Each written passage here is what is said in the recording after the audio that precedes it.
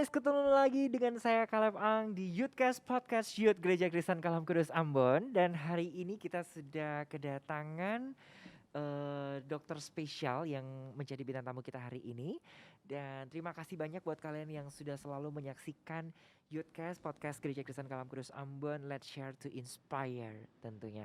Dan kami mau informasikan bahwa podcast hari ini berlangsung.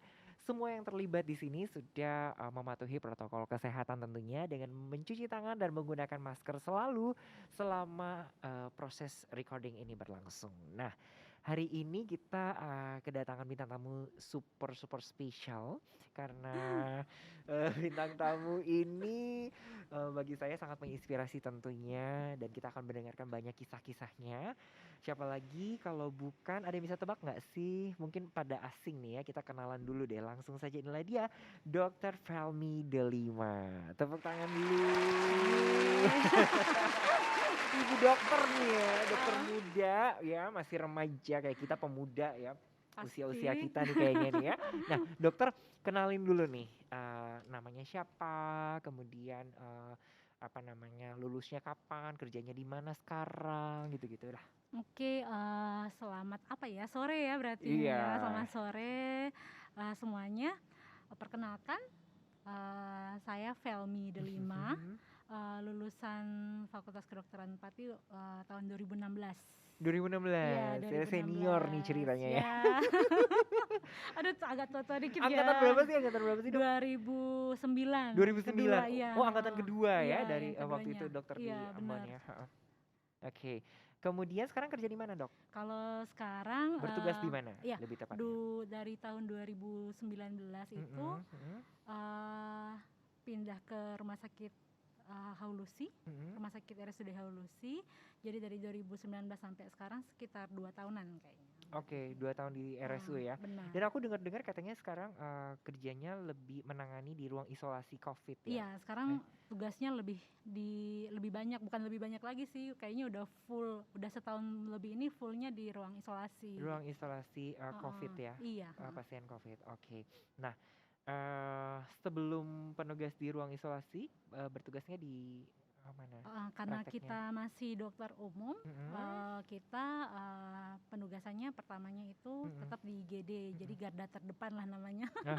Di IGD, di IGD Rumah Sakit Haulusi, kemudian ada beberapa tempat praktek lainnya. Tapi semenjak COVID tahun 2020 dipindah. ya ditarik. Itu dipindah, ditugaskan atau menjadi volunteer? Mengajukan diri. Sebenarnya bukan volunteer juga.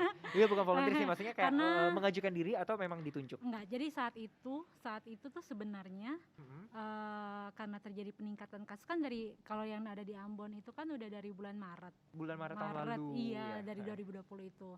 Nah, kalau saya baru ditarik lagi ke ruang isolasi itu dari bulan Mei, karena ada lonjakan kasus kan, karena lonjakan kasus. Jadi seharusnya hari itu adalah semua dokter umum akan digilirkan, digilirkan masuk ke ruangan isolasi, membantu dokter spesialis yang bertugas di sana ya. Nah, tapi sejalannya waktu ternyata bukan enggak semua kita yang ada di sana, karena dihitung-hitung strateginya kalau semuanya masuk ke ruangan isolasi nanti jadwalnya agak timpang gitu loh. Terus kekuatan yang jaga di IGD akhirnya nanti berkurang. Jadi akhirnya dibagi. Ya, akhirnya ditarik yang sudah jeblos ke sana, ya udah di sana aja. Terima nasibmu. Ya udah, karena masuknya saya urutan kedua yang pas itu masuk. Jadi karena urutan kedua sudah masuk, urutan ketiga masuk, terus sampai di situ aja. Jadi cuma 3 orang nih yang ada di ruang isolasi. Jadi yang udah kecemplung masuk di ruang isolasi aja terus. Yang lainnya perkuat di IGD gitu. Maksudnya terus aku mau nanya nih, lepas dari tugas dan tanggung jawab memang sebagai dokter yang harus bersedia di kondisi apapun, waktu itu pertama kali ketika diminta untuk bertugas di ruang isolasi COVID, itu reaksinya bagaimana dan reaksi keluarga seperti apa? Kemudian, dan waktu itu kan COVID maksudnya masih hot-hotnya ya, kayak penyakit yang sesuatu yang sangat-sangat ditakuti waktu itu. Waktu pertama sih sebenarnya pikirnya gini, nggak ada orang lain lagi ya gitu ya. Kenapa harus sejujurnya kan nggak ada orang lain lagi ya, kenapa harus kita ya, kenapa harus kita diurutkan gitu ya, gitu kan. Yang lebih-lebih itu reaksi yang agak berlebihan tuh dari orang tua sebenarnya, dari mama gitu. Nggak ada orang lain dulu yang bisa masuk. Apalagi dari mama kan, orang lain dulu yang masuk, bilang aja lagi belum fit lah gitu-gitu kan ya. Nah, tapi ini kan sudah ditugaskan. Pokoknya cari alasan dulu deh. Cari alasan dulu gitu kan. Mau pikir-pikir bisa sih cari alasan lagi, tapi sampai kapan kita cari alasan terus gitu kan. Toh nanti maksudnya kan karena saat itu wacananya semuanya dokter umum akan bergilir masuk ke dalam. Jadi pikirannya tuh ya udah masuk awal aja dulu supaya yang setelah ini kan masih sudah bisa istirahat lagi. Jadi jatuhnya gitu lebih ke pasrah aja sih. Iya. Nah, kemudian pasti banyak kekhawatiran ya waktu itu ya, keluarga yang tadi sudah disampaikan. Nah, sekarang aku mau nanya, kita balik sedikit dulu nih. Dokter mungkin bisa bantu kita untuk menjelaskan kepada teman-teman secara garis besar aja sih, secara simpel COVID itu apa sih sebenarnya, dan menjawab pertanyaan-pertanyaan kayak COVID itu ada nggak sih sebenarnya, itu beneran nggak sih, itu hoax nggak sih, yang gitu-gitu deh. Mungkin bisa membantu kita untuk menjawab pertanyaan itu dulu. Kalau secara teori dan ditambah dengan pengalaman selama 1,5 tahun ini ya, COVID itu truly ada, dia ada gitu. Dia bukan sesuatu yang diada-adakan gitu loh, itu penyakit yang ada. Nah kemudian virus ini memang untuk saya sekarang ini, virus ini jangan kita cari dulu deh dia akarnya dari mana gitu, tapi bagaimana cara kita mengenali si COVID ini dan cara kita mencegah supaya kita tidak sampai jatuh ke COVID gitu kan. Nah, cara mengenalinya dengan apa? Dengan belajar pasti, membaca media massa sekarang kan udah banyak kan ya. Kita bisa mengenali gejalanya seperti apa, kita bisa mengenali pemeriksaan yang diperlukan itu seperti apa, kemudian kita bisa mengenali kalau misalkan kita mengalami gejala itu apa yang harus kita lakukan gitu. Nah kita bisa mengenal itu kan. Kemudian corona ini dia menyerang kemana sih dan kenapa sampai bisa mematikan orang? Nah, corona ini pertama karena dia masuknya lewat saluran pernapasan, maka organ yang paling terdekat adalah memang di paru. Ya, dia sebagian besar pasien yang positif COVID-19 biasanya disertai dengan peradangan paru. Peradangan parunya bisa yang ringan, sedang atau berat tergantung dengan banyak hal ya. Pertama dari imunnya masing-masing orang, kemudian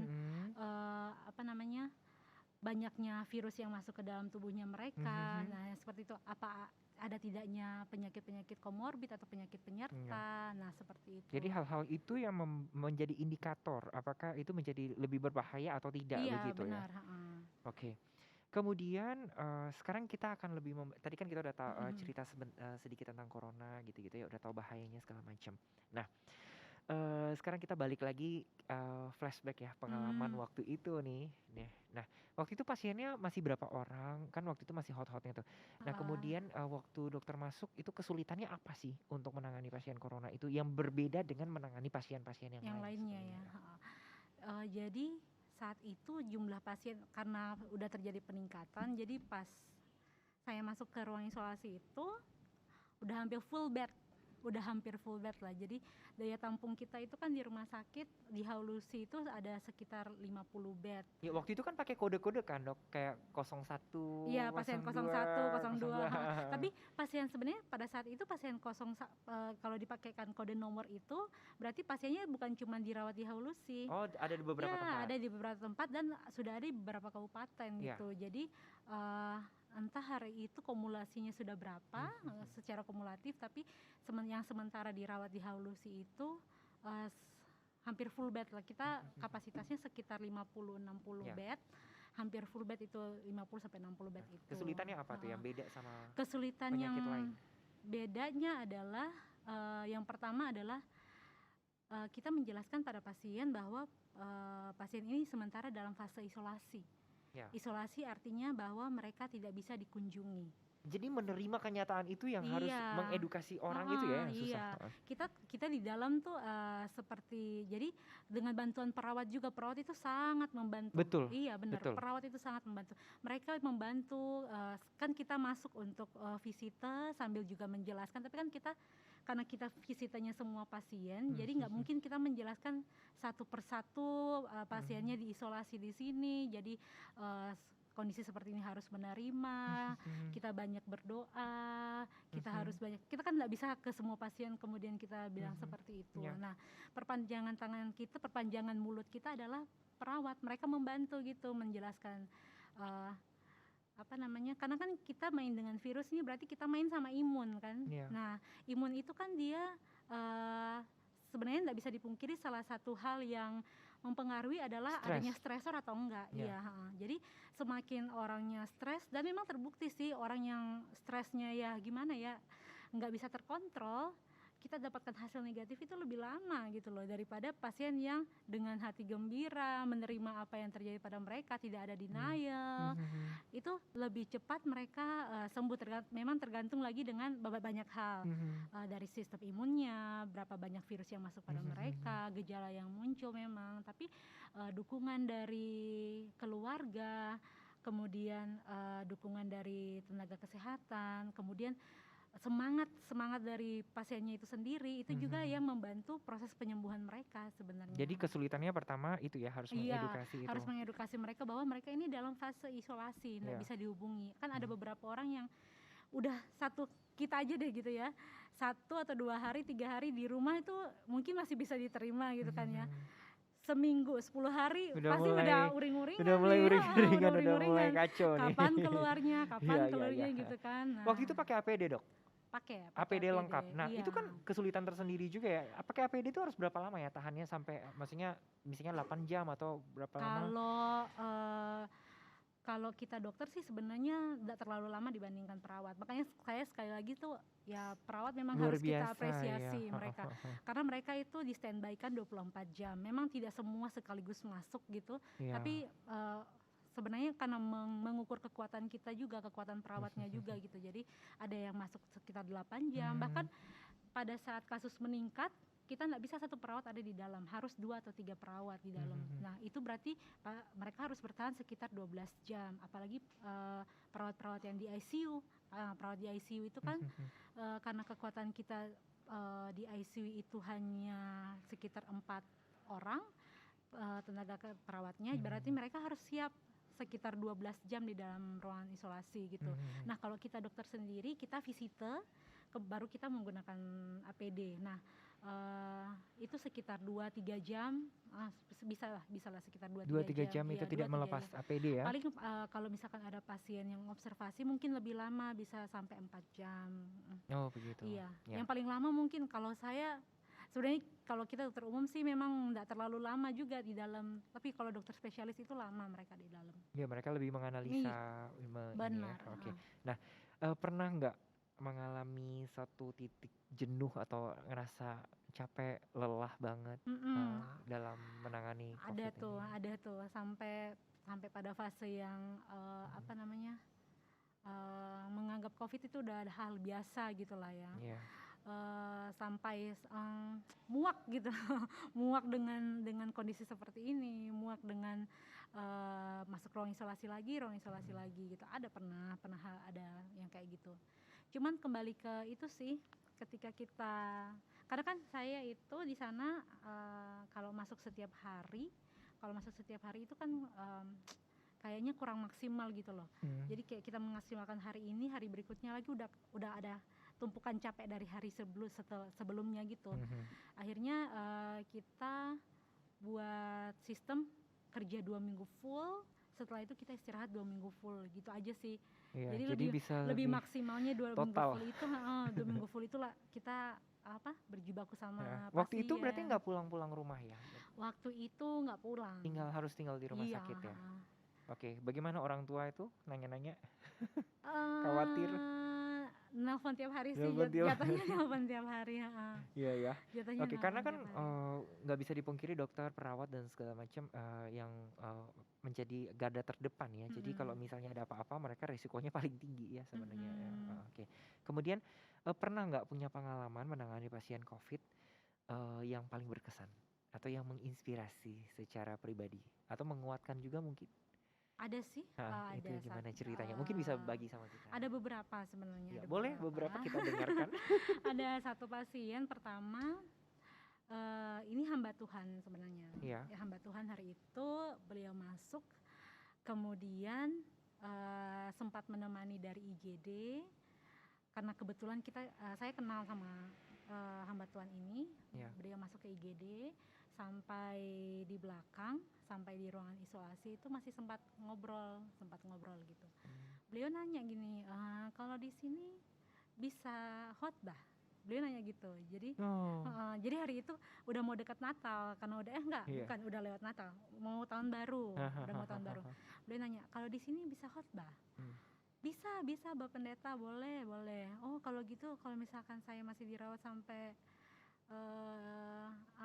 sampai tahun baru, berarti nanti saya khotbah ya. Oh ya bisa Bapak Pendeta, nanti kita siapkan aja kursi yang ada di masing-masing pasien, kita atur gitu, nanti kita atur tempatnya Pak Pendeta. Berkat juga buat orang-orang di situ. Gitu kan, karena semangatnya ingin berbagi gitu kan, saling menguatkan juga gitu. Nah tapi karena dalam perawatan beliau memburuk, perburukan, akhirnya beliau meninggal gitu. Nah itu yang menginspirasi sih, maksudnya sampai akhir hayat hidupnya pun dia masih tetap mau berusaha untuk tanggung jawabnya tuh nggak dilupakan gitu loh, nggak pernah dilupakan.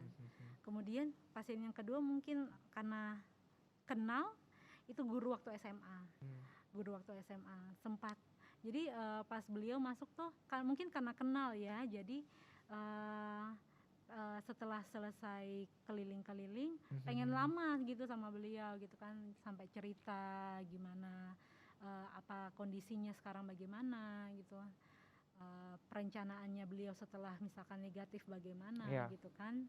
Jadi kita udah cerita nih, udah sampai yang kapan negatif gitu, tapi dalam perjalanannya Pak gurunya juga perburukan kemudian meninggal gitu.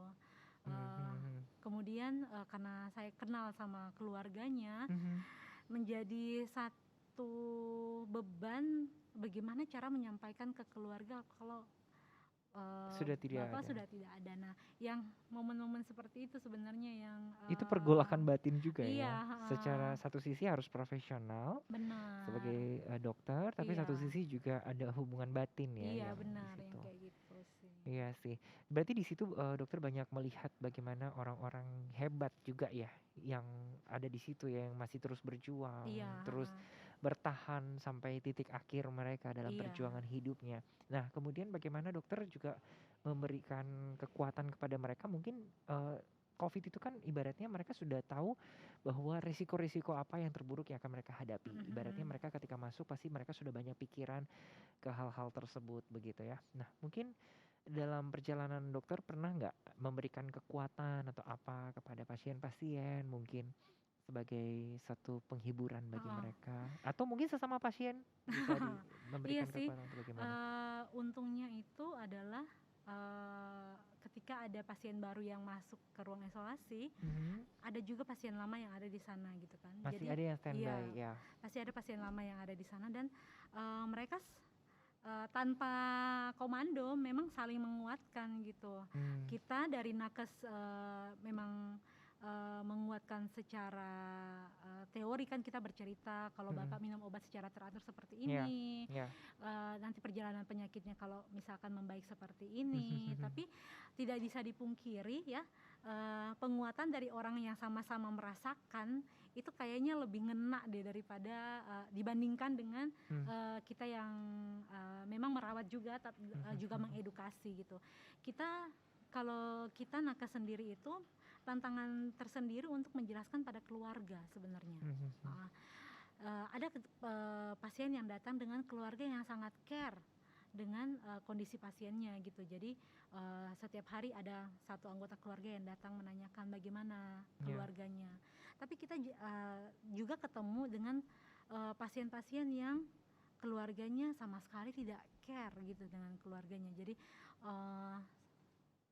keluarganya jatuh dalam keadaan yang buruk, kita bingung mau menghubungi siapa, karena setelah dihubungi ternyata nomor telepon yang diberikan kepada kita zonk gitu loh.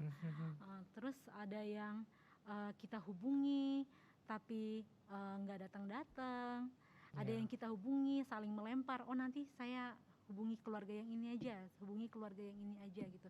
Jadi ada satu pengalaman yang menarik juga, ketemu dengan orang-orang seperti itu, dengan keluarga pasien yang seperti dengan banyak itu. pribadi gitu ya. Benar. Nah oke.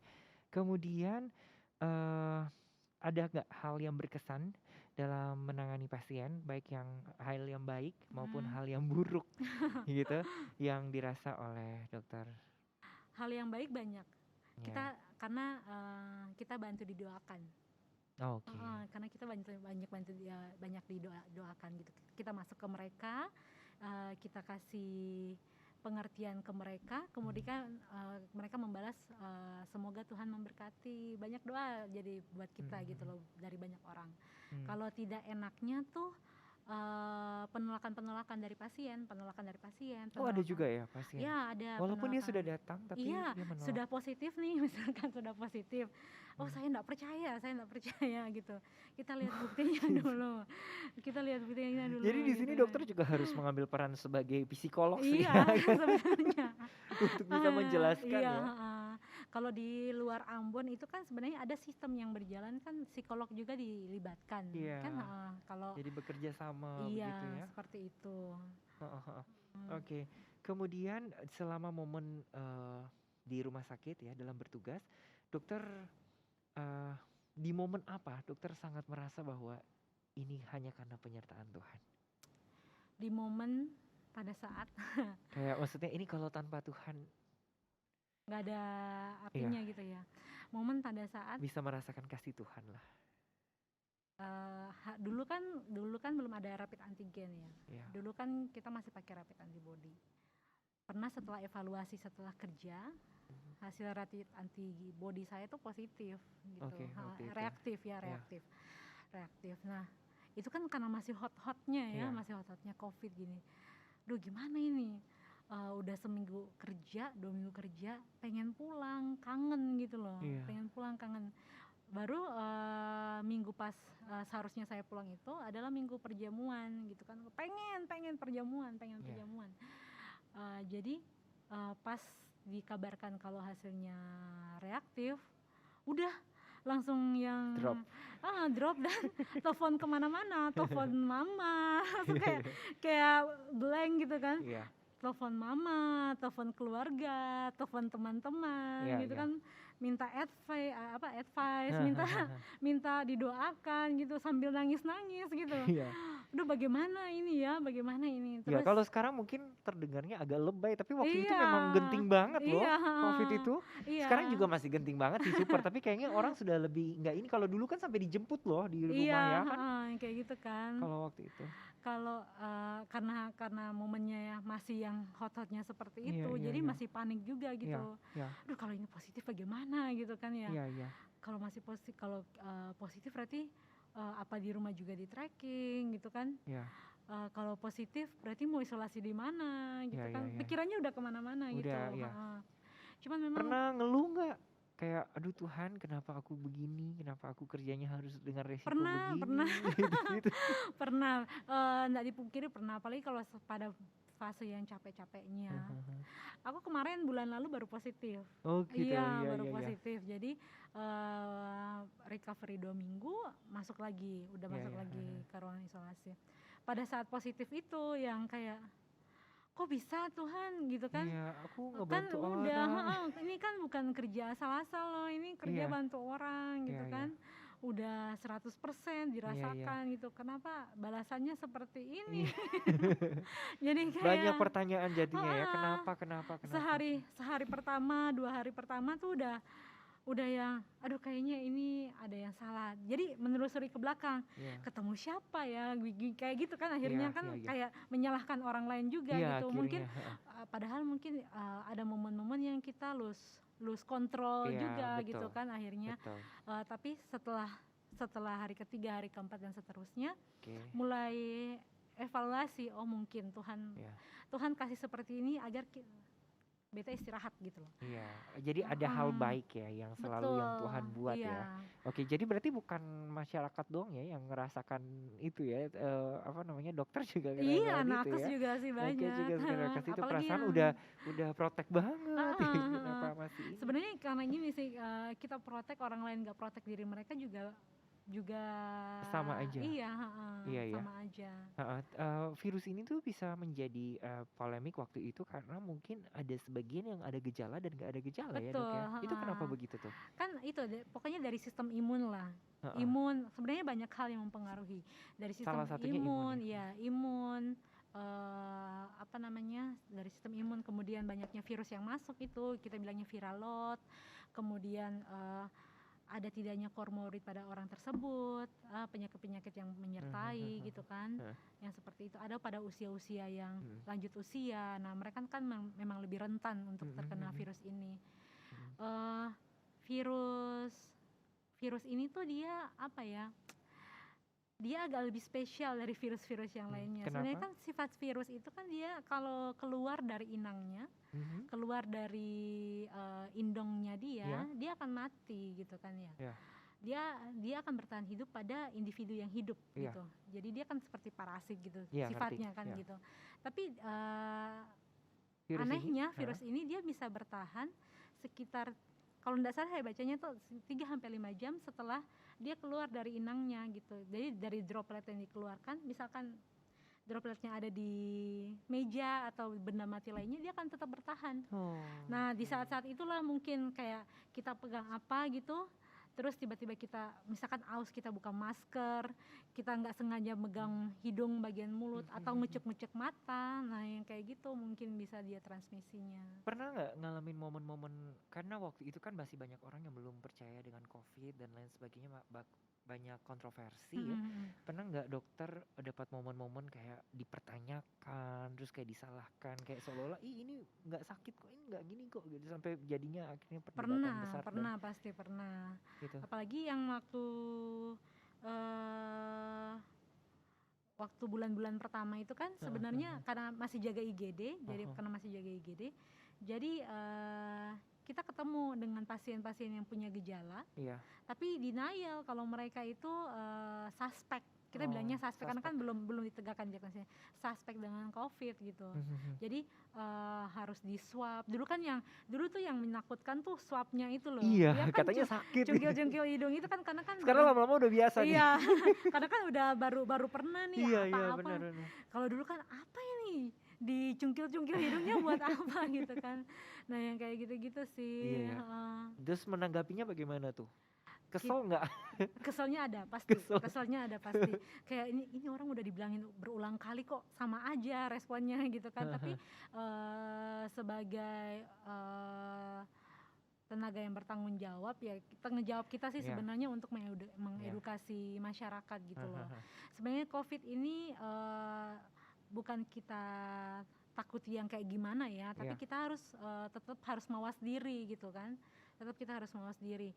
Protokol yang dibilang pemerintah itu bukan asal-asalan mereka bilang aja gitu. Protokol itu udah melewati masa uji coba selama 1,5 tahun ini, dan ternyata dia berhasil gitu untuk menurunkan angka transmisi virus ini. Nah itu dong gitu. Dokter, tolong dong bantu kita untuk jelasin ya ke teman-teman, mungkin masih banyak nih yang malas pakai masker ya, atau misalnya yang nggak mau vaksin. Iya, gitu-gitu. Itu tuh seberapa penting sih hal-hal seperti itu yang dianjurkan oleh pemerintah untuk kita? Kalau pemakaian masker, mencuci tangan, kemudian menjaga jarak dan 2M yang lainnya itu menjaga diri kita sendiri sebenarnya, menjaga diri kita sendiri untuk tidak terkena COVID. Kalau vaksin dia lebih luas lagi menjaga kita dan masyarakat sekitar kita untuk menurunkan angka kejadian COVID ini sebenarnya. Vaksin itu adalah tindakan kecil untuk hasil yang sangat besar sebenarnya. begitu. Iya, karena kalau kita misalkan saya divaksin, Caleb divaksin, semua kru di sini divaksin. Bila ada satu orang di situ yang belum divaksin, kita akan mengcover dia. Itu yang namanya. Begitu. Nanti yang namanya. Berarti makanya kenapa herd immunity ya, makanya bilang kalau bisa semuanya vaksin. Iya, benar. Jadi saling menjaga begitu ya. Dengan vaksin kita menjaga diri kita, dengan vaksin kita menjaga orang lain juga, membantu untuk menjaga orang lain juga. Gitu. Membantu untuk mencegah orang lain juga. Nah, iya soalnya banyak yang orang-orang yang berpikir bahwa COVID ini menyepelekan begitu. Kayak banyak yang bilang bahwa ini nanti juga kayak flu biasa aja. Sebenarnya kita menuju ke situ. Kita akan menuju ke situ. Tapi menuju ke situ itu bukan hal yang mudah gitu loh. Jadi sekarang sebenarnya lagi dibentuk ya? Iya, sebenarnya kita lagi dibentuk. Untuk ke arah situ. Benar. Nah, misalkan kayak polio dulu kan. Polio itu kan dulu kan di mana-mana polio gitu kan. Iya, sesuatu yang heboh sekali. Tapi setelah ditemukan vaksin polio, dilakukan vaksinasi polio, sekarang coba kita cari berapa banyak sih yang polio gitu. Angkanya tidak akan sebanyak yang dulu gitu. Walaupun Benar. Walaupun memang ada, mungkin angkanya satu gitu, tapi dia tidak akan sebanyak yang seperti dulu. Kita akan menuju ke situ dengan COVID ini. Mau tidak mau ya kita akan hidup berdampingan dengan COVID ini sampai kita dapatkan herd immunity-nya. Gitu. Makanya teman-teman di rumah tuh jangan lupa untuk segera vaksin ya, yang belum vaksin biar kita saling menjaga satu dengan yang lainnya gitu ya. Nah, banyak yang nggak mau vaksin dok, karena banyak yang bilang abis vaksin tuh malah tambah sakit lah, ada yang demam lah, ada yang apa. Sebenarnya. Jadi banyak yang takut, itu gimana tuh dok? Sebenarnya. Bisa jelasin nggak? Vaksinasi yang ada sekarang kan jenis vaksinnya itu sudah melalui beberapa uji coba. Iya. Sebenarnya, jadi aman tidak aman bisa kita katakan aman untuk orang yang tidak ada kontraindikasinya. Ya seperti begitu. itu. Makanya biasanya sebelum vaksin pasti ada dites dulu ya. Iya, dicek dulu kan ada meja screeningnya. Screeningnya dulu kan harus beberapa proses itu ya. Jadi harusnya nggak perlu takut ya. Iya, nggak usah takut sebenarnya. Dan kalaupun pada saat selesai vaksin kita punya gejala, kan kalau kita pulang dari tempat vaksin itu ada kartu yang diberikan. Nah, kemungkinan itu kalau tidak salah di tiap-tiap kartu itu ada nomor tenaga kesehatan yang bisa dihubungi. Iya benar, ada kontaknya. Puskesmas mana? Benar ya. Jadi kalaupun ada gejala setelah pasca vaksin, bisa menghubungi nomor yang sudah tertera itu, supaya kalau memang ada gejala bisa segera langsung ditangani. Seperti itu. Terus gini, banyak juga yang bertanya dok, kenapa sih COVID ini membuat orang tuh harus kayak nggak boleh ketemu dulu rame-rame? Kenapa apa-apa itu harus di rumah, diisolasi yang tadi itu ya? Kalau maksudnya kayak masing-masing mengisolasikan diri yang kayak gitu, hidup jadi nggak normal, bekerja jadi nggak normal. Itu kenapa harus seperti itu gitu? Kenapa harus di rumah? Gitu. Karena yang pertama bisa dibilang adalah virus ini dia punya kecepatan transmisi yang besar, yang cepat gitu, yang cepat. Penularannya cepat. Nah, kita orang Indonesia, apalagi orang Ambon itu nggak ada lo nggak rame gitu kan. Jadi coba deh, maksudnya pasti di setiap keluarga itu ada grupnya keluarga gitu kan. Dulu itu sebelum COVID pasti ada ibadah keluarga inilah, ibadah keluarga itulah gitu kan. Nah, karena penularannya yang cepat ini dan dengan cara penularan yang sangat mudah sebenarnya, dibatukan atau dropletnya keluar dibersihkan, ya seperti itu kan sudah bisa keluar tuh dropletnya. Kita sudah bisa menularkan pada yang lain gitu. Soalnya banyak yang berpikir ini sampai kapan sih gitu loh. Ini kira-kira menurut dokter akan berakhir nggak sih sebenarnya? Sebenarnya kan nggak mungkin dong semuanya di rumah terus. Kalau kita baca riset, virus yang ada ini dia nggak akan dia pasti akan ada terus gitu kan. Sama seperti virus polio, virus-virus yang lainnya gitu kan, dia akan ada. Tapi itulah dari kita punya herd immunity, dari cara kita memperbanyak vaksin, itu kan sebenarnya cara-cara kita untuk menurunkan angka penularannya yang seperti itu. Terus yang sekarang dokter jaga di RSU ini perbedaan yang paling menonjol pasien-pasiennya kalau yang dulu sama sekarang udah lebih gimana nggak? Ada mestinya udah lebih teredukasi kah atau lebih bagaimana kah? Atau masih sama aja kayak dulu? Gitu. Sebenarnya kalau bilang teredukasi ada yang teredukasi. Hanya tetap ada banyak penolakan. Oh masih ya? Tetap akan ada banyak penolakan. Sekarang mohon maaf kalau misalnya pasien yang dinyatakan misalnya meninggal dunia, sistem ininya masih sesuai dengan protokol atau sudah berubah dok? Tetap protokol, tapi ini sih yang sebenarnya harus.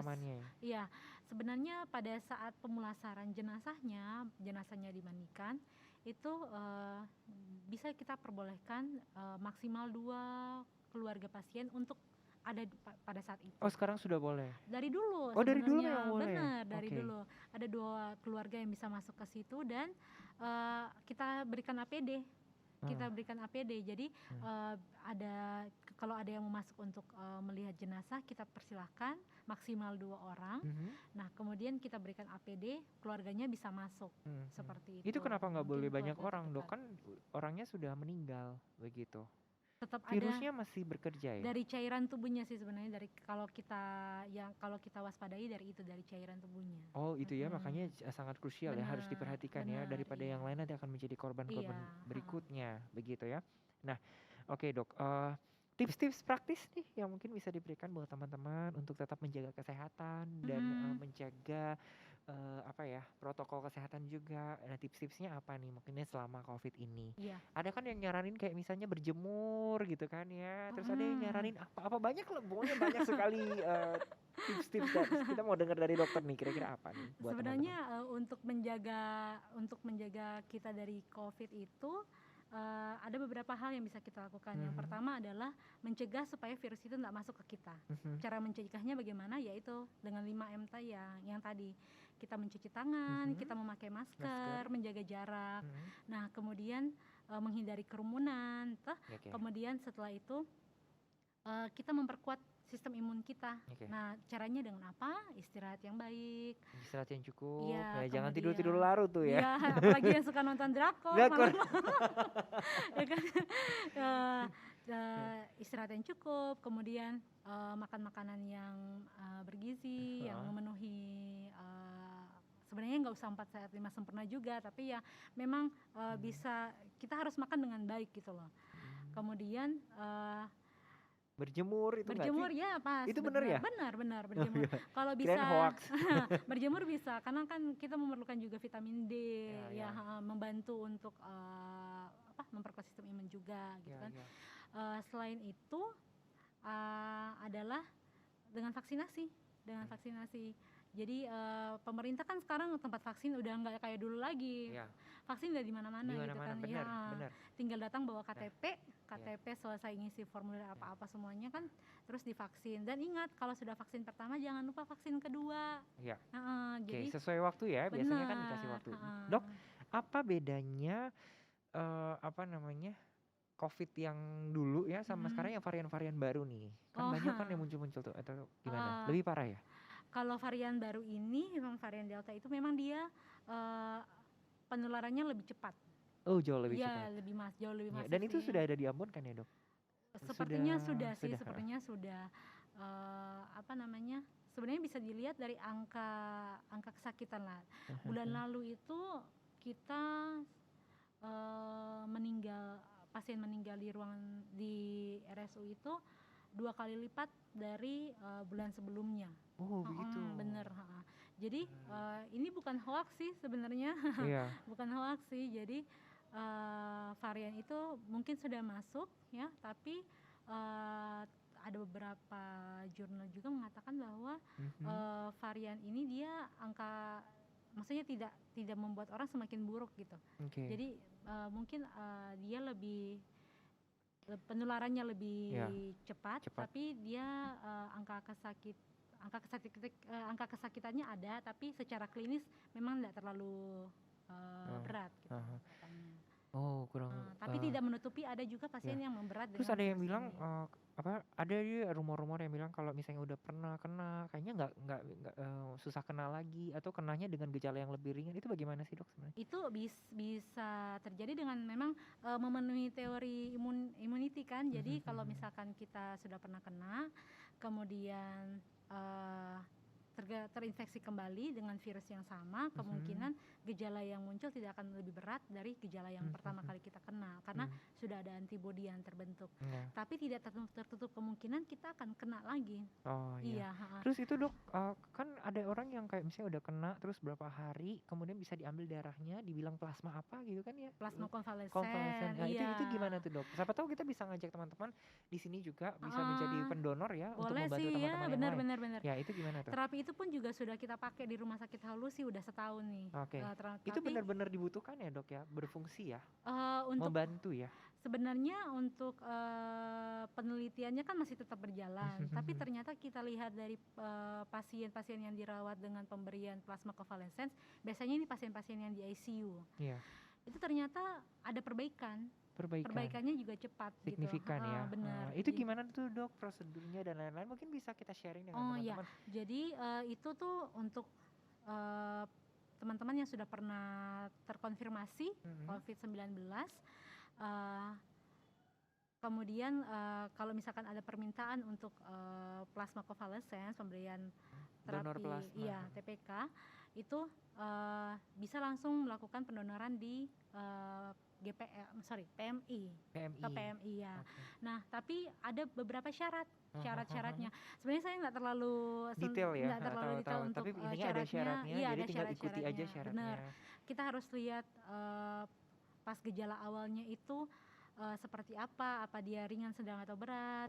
Itu juga pengaruh. Iya, sebenarnya karena kalau yang berat itu sebenarnya kalau ringan, sedang ke berat itu lebih baik plasmanya katanya dibandingkan dengan pasien-pasien yang ringan gitu. Yang tanpa gejala. Terus secara kualitatif antibodinya berapa. Nah, seperti itu sih yang. Jadi sebelum diambil plasma konvalesensnya ada pemeriksaan dulu. Ada pemeriksaan itu. Nah, cuman kalau enggak salah di sini, kalau di Ambon ini sudah ada di RSUP kalau nggak salah, di Leimena. Di Leimena. Ya, oke. Nah itu tuh teman-teman ya, jadi siapa tahu kita kalau memang ada yang mau berminat, bener, kita bisa membantu orang lain juga ya yang sudah mungkin teman-teman ada yang kena COVID terus udah sembuh gitu ya. Itu kalau nggak salah juga ada rentang harinya ya, mungkin udah harus berapa hari dulu after berapa kalau nggak salah sebulan apa 2 minggu setelah gitu ya. Setelah terkonfirmasi negatif ya, udah negatif gitu. Siapa tahu kita bisa membantu ya orang-orang yang lain yang membutuhkan. Karena memang dia memberikan pengaruh yang baik juga untuk perjalanan penyakitnya pasien ternyata. Dok, kembali lagi, aku penasaran sih sebenarnya yang waktu dokter di rumah sakit sih.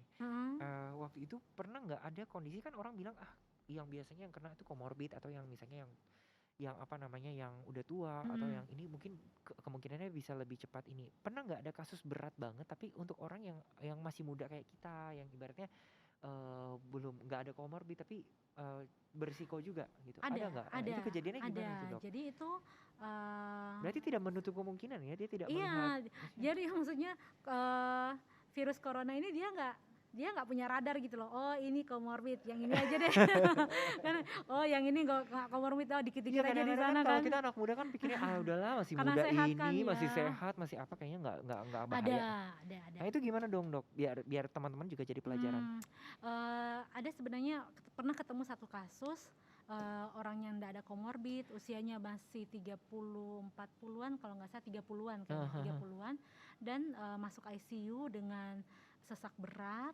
Itu teman-teman tuh dengar tuh. Jadi berarti pas kita foto ronsen bercak-bercak putih, kita bilangnya gambaran GGO.